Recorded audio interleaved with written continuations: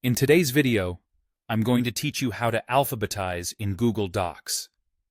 If you have ever found yourself wrangling with lists or trying to keep things neatly ordered, alphabetizing can be a game changer.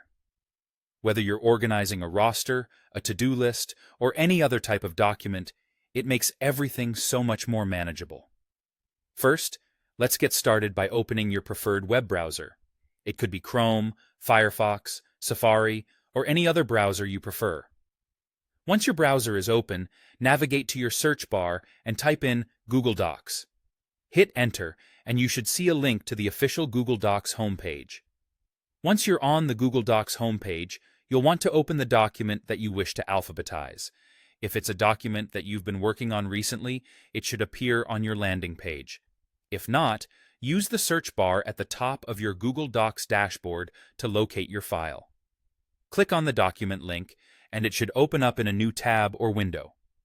Should you find yourself needing to log in first, simply enter your Google account credentials when prompted. It's always a good idea to ensure you're logging in to the correct account, especially if you happen to have multiple Google accounts. Now that you have your document open, it's time to highlight the column you wish to alphabetize. This could be a list of names, items, or any text you need sorted. Click and drag your cursor over the text to highlight it. Make sure that you've selected all the entries you want to include in your sorting process, but nothing extra, to avoid unintended reordering of other content.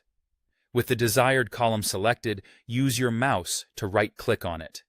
A context menu will pop up displaying a number of options. In this menu, look for the option labeled Sort Table.